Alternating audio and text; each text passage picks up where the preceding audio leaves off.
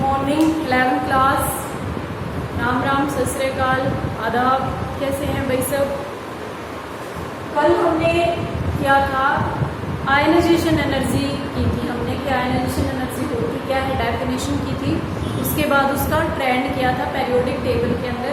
Left to right means period के अंदर, down the group means group के अंदर उसका क्या वेरिएशन होता है। ठीक है। और हमने ये कहा था कि जो आयनाइजेशन एनर्जी है वो कैसे डिपेंड करती है। आयनाइजेशन एनर्जी होती क्या है भाई, मतलब रट्टा लगाने की जरूरत नहीं है कि हाँ रट लिया, अप टू डाउन तो क्या होती है, डिक्रीज होती है, लेफ्ट टू राइट इंक्रीज होती है। रट्टा नहीं लगाना है, समझना है कि आयनाइजेशन एनर्जी को फील करना है कि होती क्या है आयनाइजेशन एनर्जी।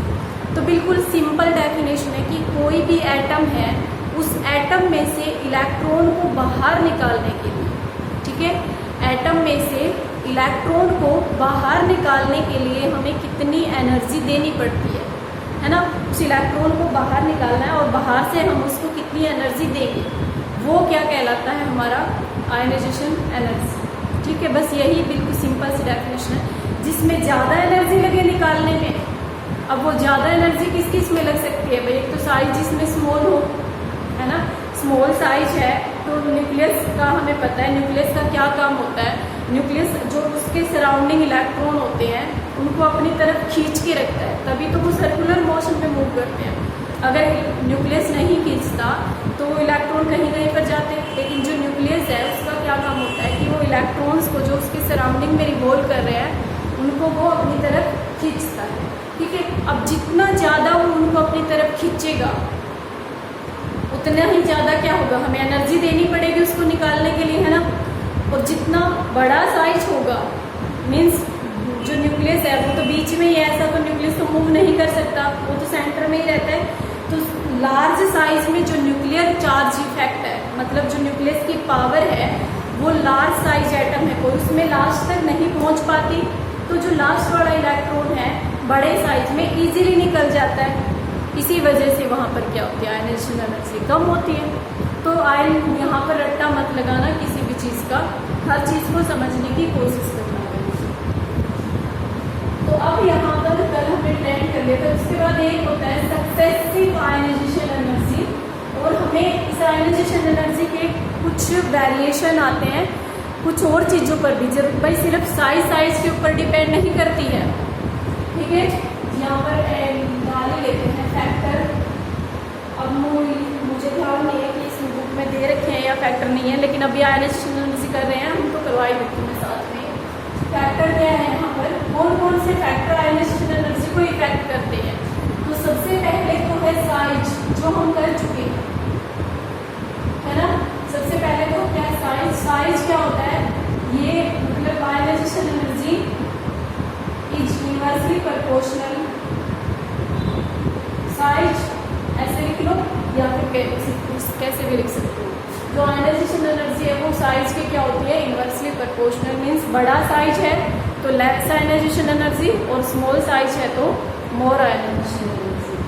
सेकंड है भाई effective nuclear charge. Effective nuclear charge का मतलब क्या होता है कि जो ये न्यूक्लियस है हमारा, जो न्यूक्लियस के ऊपर चार्ज होता है पॉजिटिव, वो कितना ज़्यादा इफेक्टिव है। ठीक है, मीन्स कितना ज़्यादा इलेक्ट्रॉन को अपनी तरफ खींच रहा है।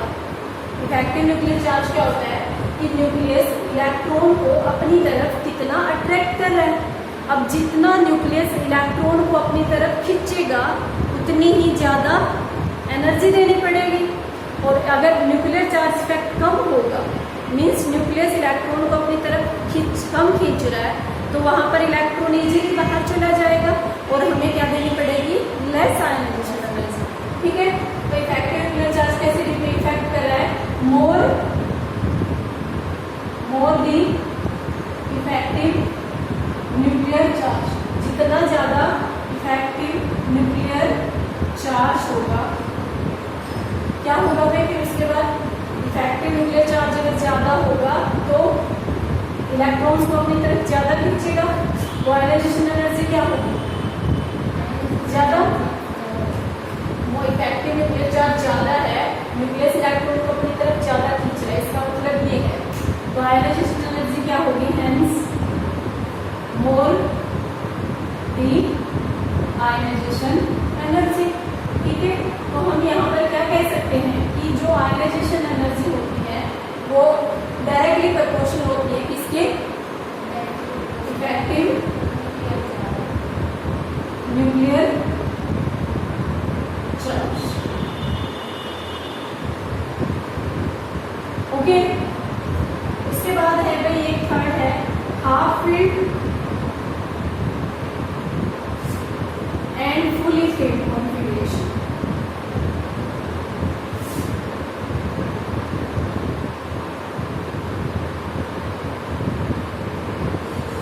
Half field and fully field configuration ये कैसे इफेक्ट करते हैं?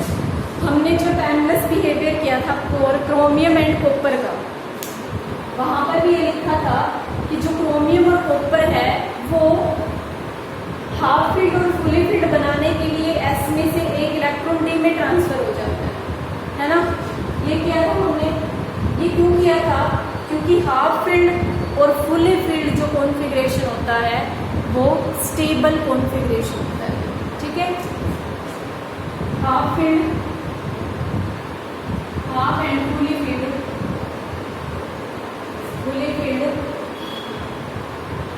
कॉन्फ़िगरेशन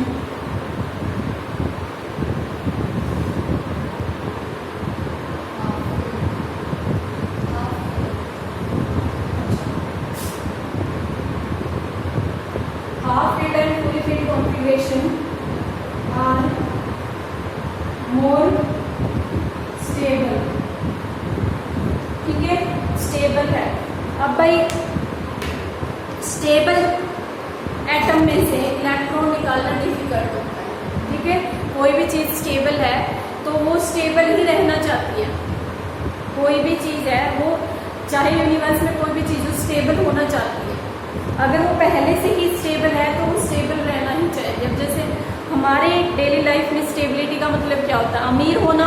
ये कहते हैं ना कि वो बहुत ज़्यादा स्टेबल है, मीन्स वो सही है, अमीर है पूरा। अब भाई वो अमीर है, मान लो पहले से ही अमीर है, तो वो क्या गरीब होना चाहेगा? कोई भी नहीं चाहता ऐसे। तो यहाँ पर क्या है, हर कोई एटम, यहाँ पर जो अमीरी होती है वो कौन सी होती है? हाफ फील्ड, फुली फील्ड या फिर नोबल गैस कॉन्फ़िगरेशन। जो हर एलिमेंट होता है वो नोबल गैस कॉन्फ़िगरेशन अचीव करने की कोशिश करता है, क्योंकि नोबल गैस कॉन्फ़िगरेशन कैसा होता है? स्टेबल कॉन्फ़िगरेशन होता है। ओके, तो यहाँ पर क्या है भाई, ये हाफ फील्ड और फुली फील्ड कॉन्फ़िगरेशन क्या है? स्टेबल कॉन्फ़िगरेशन होते हैं पहले। क्या ये स्टेबल से डिस्टेबल होना चाहेंगे? नहीं चाहेंगे। तो इस वजह से इसमें क्या होता है, अब स्टेबल को हमें क्या करना है? अनस्टेबल करना है। इसमें हमें क्या करनी पड़ेगी? फिर ज़्यादा एनर्जी देनी पड़ेगी। इसमें से इलेक्ट्रॉन को निकालने के लिए और भी ज़्यादा एनर्जी हमें लगानी पड़ेगी। ठीक है, तो यहाँ पर ये है स्टेबल मोर दी आयनाइजेशन एनर्जी। ध्यान, अभी हम ऑर्डर करेंगे ना तब समझ में आ जाएगा। स्टेबल हाफ फील्ड और फुली फील्ड कॉन्फ़िगरेशन की क्या होती है भाई? आयनाइजेशन एनर्जी हमेशा ज़्यादा। इसके बाद है नेक्स्ट शील्डिंग इफेक्ट। ये थोड़ा सा नया है, इसको ध्यान से समझने की कोशिश करना। ओके, शील्डिंग का मतलब होता है ढकना। बिल्कुल मैं सिंपल बता रही हूँ भाई। शील्डिंग एक समझने की कोई नया वर्ड आ रहा है, ये शील्डिंग इफेक्ट। शील्डिंग का मतलब होता है कवर करना, मीन्स ढकना किसी चीज़ को। अब मैं हूँ, जैसे मैं यहाँ पर खड़ी हुई हूँ, फिर जो ये बेंच लगे हुए हैं रूम में, तो बेंच को मैं क्या मान लेती हूँ? सेल है ये। फर्स्ट बेंच जो है वो फर्स्ट सेल, उसके बाद सेकंड बेंच जो है सेकंड सेल, थर्ड बेंच जो है वो थर्ड सेल। इस तरीके से है।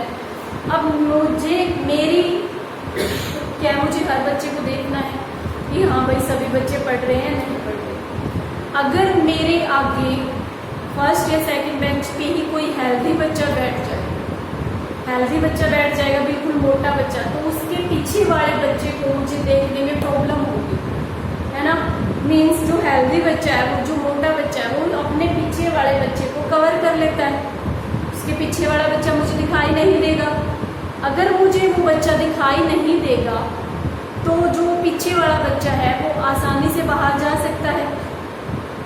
अगर मुझे पीछे वाला बच्चा दिखाई ही नहीं देगा, उसके ऊपर मेरी पावर ही नहीं पहुंच रही है, तो वो बच्चा आसानी से बाहर जा सकता है। आसानी से बाहर जाने का मतलब क्या है? आयनाइजेशन एनर्जी कम।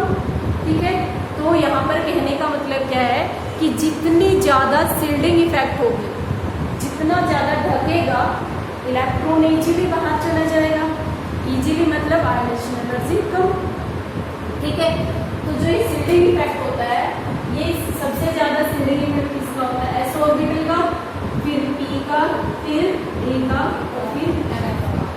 s का क्यों होता है? s की जो शेप होती है वो स्फीयर होती है, और p की कैसी होती है? डबल, और d की डबल। तो यहाँ से तुम्हें दिख ही रहा होगा कि जो ये है ये स्फीयर है, पूरा कवर कर लेता है, लेकिन ये कैसी है? डबल है। ये डबल डबल आ जाती है इस तरीके से। नहीं, यहाँ पर ये अलग अलग प्लेन में होते हैं। यहाँ पे तो हमें ये 2D में दिख रहा है, ये हमें एक ही प्लेन में दिख रहे हैं, लेकिन ये एक्चुअल में क्या होते हैं? अलग अलग प्लेन में। अगर मैं इस प्लेन से देखूंगी तो जो ये वाला है ऐसे जो इस तरीके से होगा, तो उसमें तो मेरी पैरेलल भी होगी, है ना। मान लो ये इस तरीके से है, ये ऐसे है, ठीक है, और एक है ऐसे, ठीक है। तो मुझे तो सिर्फ यही दिख रहा है, ये वाली पैरेलल होगी, इसी वजह से। ओके, और इसके कंपैरिजन में ये थोड़े छोटे लोग होते हैं, इसका बड़े बड़े लोग होते हैं, इसके ये थोड़े छोटे होते हैं। ठीक है, तो शील्डिंग इफेक्ट इसका ज्यादा है, ठीक है। तो यहाँ पर हम करेंगे मोर दी शील्डिंग इफेक्ट। जितना ज्यादा शील्डिंग इफेक्ट होगा भाई, शील्डिंग इफेक्ट जितना ज्यादा मतलब इलेक्ट्रॉन ने कवर कर रखा है, सॉरी इन ऑर्बिटल्स ने कवर कर रखा है, ढक रखा है, तो उसके पीछे वाला इजीली बाहर जा सकता है। इजीली मतलब लेस आयनाइजेशन एनर्जी, लेसर दी आयनाइजेशन एनर्जी। तो सारे फैक्टर समझ में आ गए होंगे कि साइज का, इफेक्टिव न्यूक्लियर चार्ज का, हाफ फील्ड और लिक्विड शील्डिंग इफेक्ट। ठीक है, तो ये सारे फैक्टर इस तरीके से हैं। उसके बाद नेक्स्ट हम करते हैं सक्सेसिव आयनाइजेशन एनर्जी।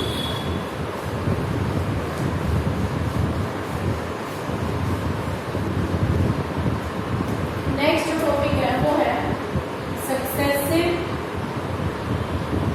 आयनाइजेशन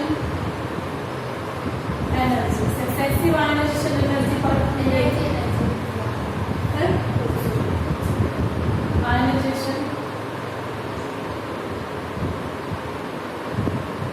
ठीक है, सक्सेसिव आयनाइजेशन। इससे पहले एक बार देख लेते हैं हम कि लेफ्ट से राइट में क्या क्या वेरिएशन आते हैं। सारे एलिमेंट लिखेंगे, lithium, beryllium, boron, carbon, nitrogen,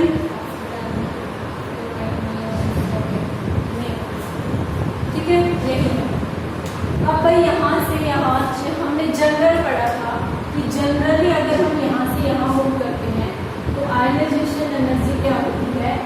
increase होती है, क्योंकि साइज डिक्रीज हो रहा है। कल वाले लेक्चर में किया था हमने कि अगर हम लेफ्ट से राइट मूव करते हैं तो जनरली आयनाइजेशन एनर्जी क्या होती है? इंक्रीज। मतलब सबसे ज़्यादा इसकी होगी, तो सबसे ज़्यादा किसकी होगी? नियोन की होगी। ओके, फिर इसके बाद किसकी होनी चाहिए? क्लोरीन की, क्योंकि इंक्रीज हो गया ना यहाँ से यहाँ। उसके बाद किसकी आनी चाहिए?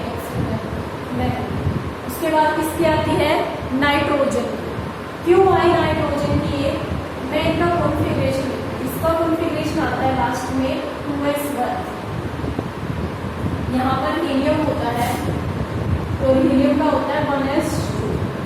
ठीक है, अब मैं सबके आगे यहाँ पर हीलियम नहीं लिखती हूँ, यहाँ पर हीलियम लिख सकते हैं इतना, लेकिन मैं यहाँ पर सबके आगे हीलियम लिखती हूँ। फिर 2s2, 2s2, 2p1, 2s2, 2p2, 2s2, 2p3, 2s2, 2p4, 2s2, 2p5, 2s2, 2p6। Okay, ये कॉन्फ़िगरेशन हो गया। अब थर्ड पॉइंट फैक्टर में किया था, हाफ फील्ड और फुल्ली फील्ड कॉन्फ़िगरेशन क्या होते हैं, स्टेबल होते हैं, और उनकी आयनाइजेशन एनर्जी अपने एडजेसेंट वालों से, एडजेसेंट मतलब होते हैं उसके पास, दोनों लेफ्ट और राइट, उससे क्या होगी भाई, ज़्यादा। अब यहाँ पर हमें ये देखना है हाफ फील्ड और फुल्ली फील्ड कौन सा है। जो ये वाला है ये तो फुल्ली फील्ड है, दोनों ही ऑर्बिटल इसमें फुल्ली भरी हुई है ना, पी में मैक्सिमम 6 इलेक्ट्रॉन आ सकते हैं और 6 ही आए हुए हैं, एस में 2 आ सकते हैं, फुल्ली फील्ड है। ये क्या है, इसमें एस में 2 इलेक्ट्रॉन आ सकते हैं, दोनों आए हुए हैं। उसके बाद ये इसको हम क्या कह सकते हैं, इसको हम हाफ फील्ड कह सकते हैं ना। उसके बाद पी में 1, पी में 2, पी में 3, पी में 6 इलेक्ट्रॉन आते हैं, 6 का हाफ 3, तो ये क्या है, हाफ फील्ड है ना, ठीक है।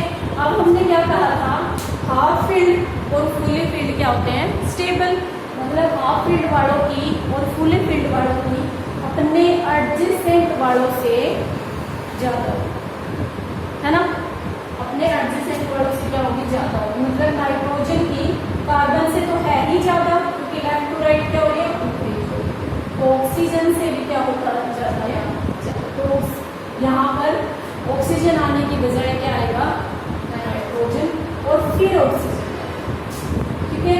फिर उसके बाद क्या आता है, कार्बन, उसके बाद फिर से ये आ गया है फुली फील्ड, फुली फील्ड की इससे भी ज़्यादा होगी और इससे भी ज़्यादा होगी, तो इसके बाद क्या आएगा, बेरिलियम, और फिर आएगा बोरॉन, ठीक है।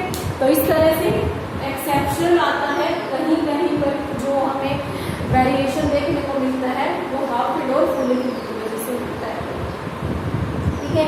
तो ऐसे हमें देखना है पर्टिकुलर 3 या 4 एलिमेंट दिए होंगे तुम्हें क्वेश्चन में, और ये आएगा कि अरेंज इंक्रीजिंग ऑर्डर ऑफ, या फिर जैसे 4 ऑप्शन दे देगा और उसमें पूछेगा which is correct order for ionization energy, मान लो यही 4 दे दे, ये मोस्टली ये मिलते हैं कार्बन मोस्टली नाइट्रोजन, एक में ये मतलब इसी ऑर्डर को 4 तरह से अरेंज कर देगा, तो वो तुम्हें देखना है वह किस तरीके से, जिसमें से एक ऑर्डर ये भी होगा, क्लोरीन, ऑक्सीजन, नाइट्रोजन और कार्बन। बच्चे क्या देखते हैं, लेफ्ट टू राइट इंक्रीज हो रही है भाई, सीधा देखते हैं कार्बन से फ्लोरीन इंक्रीज होती है, देखा लगा, लेकिन वो यहाँ पर वेरिएशन थोड़ा सा नहीं देखते कि हाँ हाफ फील्ड होता है नाइट्रोजन, जिसकी वजह से वेरिएशन। उसके बाद है सक्सेसिव, सक्सेसिव का मतलब होता है लगातार, ठीक है, लगातार मतलब वाइब्रेशन। अब देखो यहाँ पर ये हमने क्या किया है, कोई भी आइटम ले लेते हैं हम, मान लेते हैं हमने यही ले लिया सोडियम, नाइट्रोजन ले लिया, ठीक है। नाइट्रोजन है हमारे पास, नाइट्रोजन का कॉन्फ़िगरेशन होता है 2s2 2p3, इसमें से मैंने क्या किया, एक इलेक्ट्रॉन निकाल दिया, निकालने के बाद क्या बनेगा, N पॉजिटिव, है ना। इलेक्ट्रॉन जब लॉस होता है तो कैसा चार्ज आता है, पॉजिटिव, ठीक है। तो यहाँ पर कॉन्फ़िगरेशन क्या हो जाएगा, ठीक है। ये फर्स्ट इलेक्ट्रॉन निकाला है ना मैंने, पहला इलेक्ट्रॉन निकाला है, तो इस वजह से इसको क्या कहते हैं, फर्स्ट आयनाइजेशन एनर्जी, EIE1, ठीक है। उसके बाद अगर मैं इसमें दूसरा इलेक्ट्रॉन निकाल दूं तो कितना चार्ज आ जाएगा, +1, तो पहले ये एक और निकाल दिया तो पॉजिटिव, कॉन्फ़िगरेशन क्या हो जाएगा, अब सेकेंड इलेक्ट्रॉन निकाला है तो ये क्या हो जाएगा, सेकेंड आयनाइजेशन एनर्जी,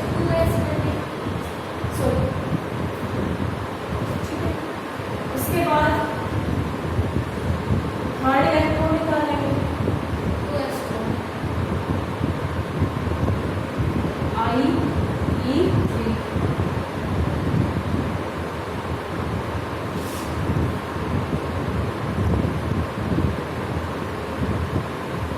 ठीक है।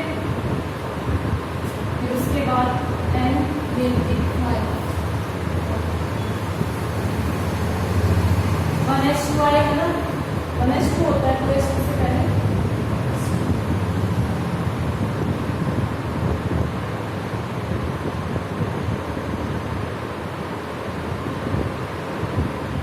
ठीक है, इस तरीके से होगी।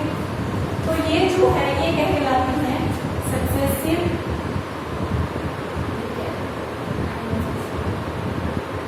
ये क्या कहलाती है, सक्सेसिव आयोनाइजेशन एनर्जी। और जो ये सक्सेसिव आयोनाइजेशन एनर्जी है, ये ऊपर वाला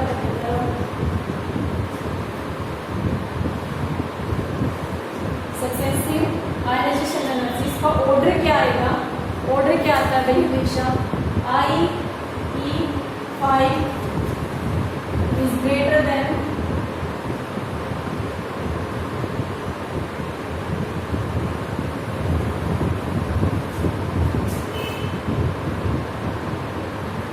ये आएगा हमेशा। क्यों आएगा, अब देखो यहाँ पर प्रोटॉन तो 7 है ना, इलेक्ट्रॉन प्रोटॉन तो 7 ही रहते हैं, न्यूट्रॉन वो चेंज नहीं होते, इलेक्ट्रॉन निकाल रहे हैं। तो इस वजह से 7 यहाँ पर क्या है, 7 प्रोटॉन 7 इलेक्ट्रॉन को खींच रहे थे, फिर उसके बाद 7 प्रोटॉन 6 को खींच रहे हैं, और भी ज्यादा बढ़ जाएगा न्यूक्लियर चार्ज, एनर्जी क्या देनी पड़ेगी ज्यादा, इसमें से इलेक्ट्रॉन निकालने के लिए ज्यादा। फिर यहाँ पर 7 किसको खींच रहे हैं, 5 को, 1H2 भी है ना यहाँ पे, ठीक है, 5 को खींच रहे हैं, तो और बढ़ गई है अगर न्यूक्लियर का इफेक्ट और भी बढ़ गया। फिर यहाँ पर 7 प्रोटॉन 4 को खींच रहे हैं, तो और भी बढ़ गया न्यूक्लियर चार्ज, और न्यूक्लियर चार्ज जितना बढ़ता है आयोनाइजेशन एनर्जी उतनी ही इंक्रीज होती है, डायरेक्टली इफेक्टिव न्यूक्लियर चार्ज जितना बढ़ता है आयोनाइजेशन एनर्जी उतनी ही बढ़ती है, क्योंकि इफेक्टिव न्यूक्लियर चार्ज का मतलब क्या है, इलेक्ट्रॉन को अपनी तरफ खींचना, जितना खींचेगा उतनी ज़्यादा एनर्जी देनी पड़ेगी ना हमें। तो यहाँ पर इसमें ये फर्स्ट आयोनाइजेशन एनर्जी की सेकंड, तो सेकंड वाले फर्स्ट से ज़्यादा।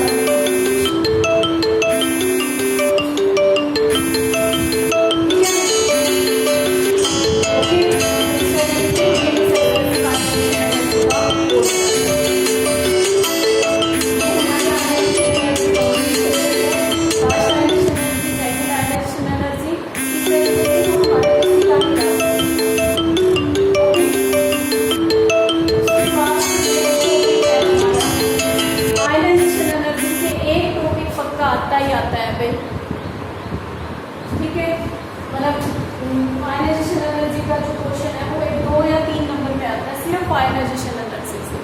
तो इसीलिए आयोनाइजेशन एनर्जी चाहे वो कॉम्पिटिटिव एग्जाम हो, कहीं पर भी हो, मोस्ट इम्पोर्टेंट टॉपिक है ये। ओके, बाकी हम कल करेंगे इलेक्ट्रोनेगेटिविटी और electron in energy. Okay, have a nice day, bye.